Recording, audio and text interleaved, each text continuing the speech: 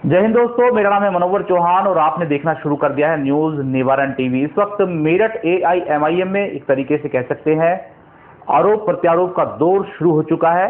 यहाँ के मेयर प्रत्याशी रहे अनस कुरैशी ने इस्तीफा दे दिया है और तमाम तरीके के आरोप जो क्षेत्रीय नेतृत्व है, जो क्षेत्रीय अध्यक्ष हैं, उन पर लगाए हैं। इनमें एक कड़ी है महानगर अध्यक्ष की। इमरान अंसारी साहब मेरे साथ मौजूद हैं। उन तमाम आरोपों पर क्या कुछ इनका कहना है वो जानने के लिए हम पहुंच चुके हैं इनके पास। सर, सबसे पहले स्वागत है आपका न्यूज निवारण टीवी पर। सर, तरह तरह के आरोप लग रहे हैं। वीडियो देखा नहीं देखा जो न्यूज निवारण टीवी ने चलाया अभी? हाँ, मैं आपका वीडियो देखा हूँ। तो क्षेत्रीय अध्यक्षों पर आरोप लगा रहे हैं। तो मेरा कहना ये है कि देखिए, इल्ज़ाम तो जब 2014 में पार्टी उत्तर प्रदेश के अंदर लॉन्च हुई, ये इल्ज़ाम तब से लग रहे हैं। और मैं ये भी सुना कि उन्होंने कहा कि एक पार्टी विशेष को फ़ायदा पहुंचाने का काम कर रहे हैं। इन आरोपों में कोई दम नहीं है ना, पब्लिक अभी इन आरोपों को मानती है। बहुत विरोधियों ने आरोप लगाए हम पर, बीजेपी का एजेंट पैसा। देखिए, राजनीति के अंदर दो आरोप बहुत आराम से लग जाते हैं। किसी भी मुस्लिम पार्टी पर बीजेपी का एजेंट होने का आरोप, और किसी भी राजनीतिक पार्टी के नेता या उस पार्टी पर या किसी भी तरह से एक पैसे का आरोप लगाकर भाग जाना बहुत आसान तरीका है। बहुत आसान है ये। इन चीज़ों में, आरोपों में कोई दम नहीं है। ये सब बेबुनियाद आरोप हैं। अगर हम पे कोई लगा रहा है कि पैसे का आरोप है या किसी पार्टी विशेष को फायदा पहुंचाने का आरोप है, तो ये आरोप तो बैरिस्टर साहब को भी लगते हैं।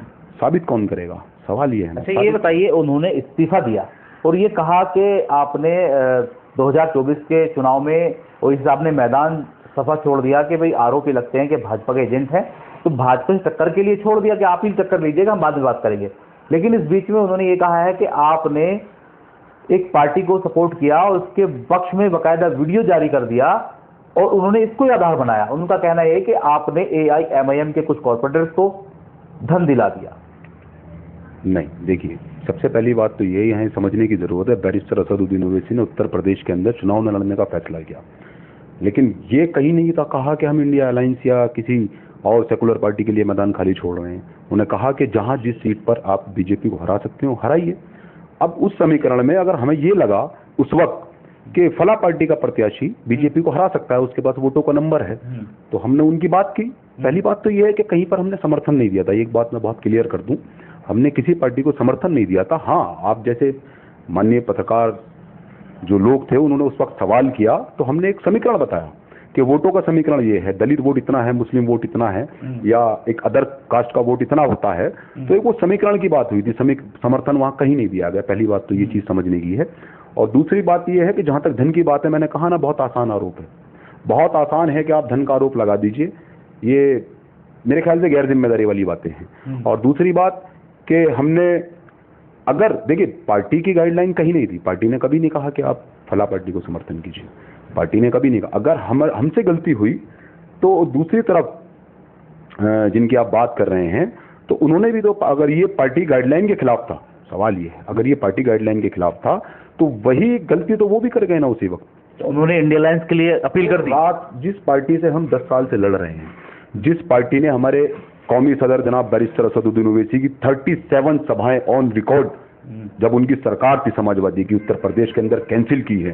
तमाम तरह से हमारे नेताओं को डराने की उस वक्त कोशिश की गई। देखा ना हमने, जब पहली बार हमने 2015 के अंदर बैरिस्टर साहब को मेरठ के अंदर बुलाया तो यही समाजवादी की सरकार थी जिसने वहां पर ऐसे डिप्लॉयमेंट फोर्स का ऐसे किया जैसे यहां पर कोई, मतलब आप, मैं क्या अल्फाज का इस्तेमाल करूं, तमाम कार्यकर्ताओं को डराया गया। तो सबसे बड़ी दिक्कत जिस पार्टी ने हमें दी उत्तर प्रदेश के अंदर आने में, हम उस पार्टी का समर्थन किस मुंह से करते?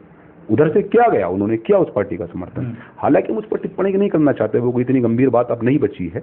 लेकिन हमारा सवाल यह है कि जिस पार्टी ने हमारे उत्तर प्रदेश के अंदर कौमी सदर को नहीं आने दिया, 37 सभाएं ऑन रिकॉर्ड उन्होंने कैंसिल कराई, तमाम जिलों के डीएम को ये साफ आदेश था कि बैरिस्टर असदुद्दीन ओवैसी की कोई सभा की कोई अनुमति नहीं होनी चाहिए।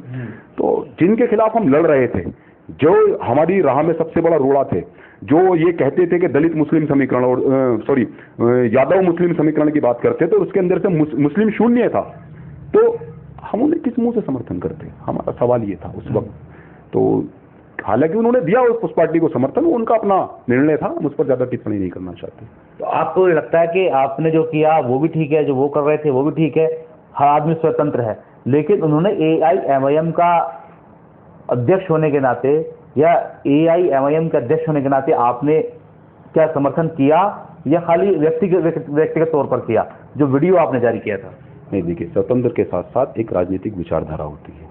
राजनीतिक विचारधारा में आपकी, देखिए, मैं हमेशा से ये कहता हूं कि राजनीति विचारधारा का नाम है। अगर इससे हटके कोई बात करता है तो फिर वो उसकी निजी मफाद की, स्वार्थ की, बेनिफिट की राजनीति हो सकती है। लेकिन अगर आप किसी पार्टी से जुड़े हैं तो उस विचारधारा को आपको फॉलो करना पड़ेगा।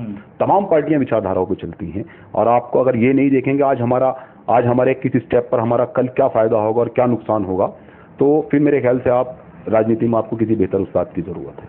तो हमें ये लगा उस वक्त कि हमारी विचारधारा ने यह काम किया कि जिस पार्टी ने हमें मुश्किलें पैदा की हैं, जिस पार्टी से हम लड़ रहे हैं, जिस पार्टी ने हमारे लोगों को जेल भेजा, जिस पार्टी की सरकार ने, तो हम उनको समर्थन नहीं कर सकते। ये हमारी विचारधारा थी। और रही बतौर अध्यक्ष, मैं आपसे फिर कह रहा हूं कि आप उस वीडियो को मैं आपको प्रोवाइड करा दूंगा, वो वीडियो मैं आपको प्रोवाइड करा दूंगा। उस वीडियो के अंदर आप एक शब्द ये निकाल कर बताइए कि मैंने ये कहा कि मजलिस इत्तेहादुल मुस्लिमीन मेरठ फला पार्टी को समर्थन दे दिया। बिल्कुल नहीं कहा। हमने समीकरण की बात की। हमने समीकरण की बात की। 2019 में जो समीकरण था, वही समीकरण अगर 2024 में चलता तो बीजेपी को हराया जा सकता था। अब अलग बात है कि बीजेपी यहाँ नहीं हार पाई, ये दुख की बात है। हम भी चाहते थे बीजेपी हारे। तो इन साहब ने कहा जय भीम जय मीम, क्या उस एजेंडे को लेकर अभी भी चला जा रहा है? अगर जहन बना हुआ है तो 27 में जय भीम होगा। उन्हीं चीजों को देख करके ऐसा तो नहीं किया कि भाई जय भीम को कर देते हैं, जय भीम वाले? देखिए, बात यह है कि इस मुल्क के अंदर, इस प्रदेश के अंदर दो ही समाज ऐसे हैं जो सबसे ज्यादा दबे हैं, कुचले हैं, शोषित हैं, वंचित हैं। वो एक दलित हैं और मुसलमान हैं। बैरिस्टर साहब भी ये चाहते हैं, हमारे बैनर पर नारा क्यों है जय भीम का, किस लिए है? हम भी ये चाहते हैं कि दलित हमारे साथ आए, हम दलितों की आवाज उठाएं, दलित हमारी आवाज बने। ये दो समाज ऐसे हैं, अगर ये दोनों एक जंग आ जाएंगे तो मुश्किल बहुत बड़ी खड़ी हो जाएगी भारतीय जनता पार्टी के लिए। उसके अलावा जितनी भी वोटों का बंटवारा है, मैं नहीं मानता बीजेपी को वहां कहीं से नुकसान होगा, बिल्कुल नहीं होगा। लेकिन जिस दिन ये दो समाज आकर खड़े हो जाएंगे, बीजेपी उस दिन बहुत बड़े नुकसान की तरफ चली जाएगी। तो वही सोच थी, है, और ये आज से नहीं है सोच।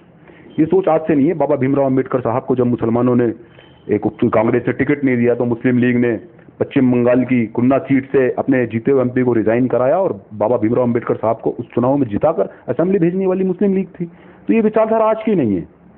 ये विचारधारा आज की नहीं है। मैं फिर कह रहा हूँ, राजनीति विचारधाराओं पर होती है। आखिर सवाल ये है कि एक ऑडियो भी वायरल हुआ था उस दौर में, जिस ऑडियो को लेकर के आधार बनाया गया और इस्तीफों का दौर शुरू हुआ। कहा जा रहा है कि 50 इस्तीफे दिए गए हैं। क्या लगता है, महानगर अध्यक्ष साहब हैं, इस्तीफे तो पहुंचे होंगे, कितने हैं? देखिए, बात सुनिए, मजलिस इत्तेहादुल मुस्लिमीन एक मिशन का नाम है। हम चले जाएंगे, हमसे पहले लोग चले गए हैं, हमारे बाद लोग चले जाएंगे। पार्टी छोड़ना छोड़ दीजिए, हम कब्र की गिजा बन जाएंगे। मिशन नहीं मरता, आदमी मर जाता है। तो इससे फिक्र करने की जरूरत नहीं है कि कौन गया कौन नहीं गया। हम उन पर भी टिप्पणी नहीं करना चाहते। और जो जिसकी आप बात कर रहे हैं, हमारे पूर्व मेयर प्रत्याशी की, हमारे साथी रहे हैं, हमारे साथी रहे हैं। ऐसा नहीं है कि हमारे मन में उनके लिए कोई बैर है। उन्होंने क्या सोच के ये फैसला लिया, हम उस पर टिप्पणी नहीं करना चाहते वो। लेकिन हम उन्हें आगे की राजनीति के लिए भविष्य में उनकी शुभकामनाएं देते हैं। हम उनसे कहते हैं कि आपकी जो आगे की राजनीति है उसके लिए हमारी शुभकामनाएं हैं। और राजनीतिक पार्टियों में यकीनन आना जाना लगा रहता है। आज उन्होंने ये फैसला लिया है, कल कौन क्या फैसला लेगा ये भविष्य में कोई नहीं जानता। तो हमारे साथ थे इमरान अंसारी, महानगर के अध्यक्ष हैं AIMIM के। जो तमाम तरीके के आरोप इनके मेयर प्रत्याशी ने लगा दिए थे, उनका किस तरीके से इन्होंने जवाब दिया, स्मूथली तमाम चीज़ों को क्लियरिफाई किया। लेकिन जिस तरीके से अब AIMIM में एक जो इस्तीफों का दौर था वो चला है, और उसके बाद वो कैसे शांत होगा, कितने लोग जाएंगे, कितने लोग नए आने वाले हैं, ये तमाम जो भी चीज़ें हैं भी भविष्य के गर्भ में हैं। सहयोगी हमाद के साथ मनोवर चौहान, न्यूज़ निवारण TV, मेरठ। जय हिंद।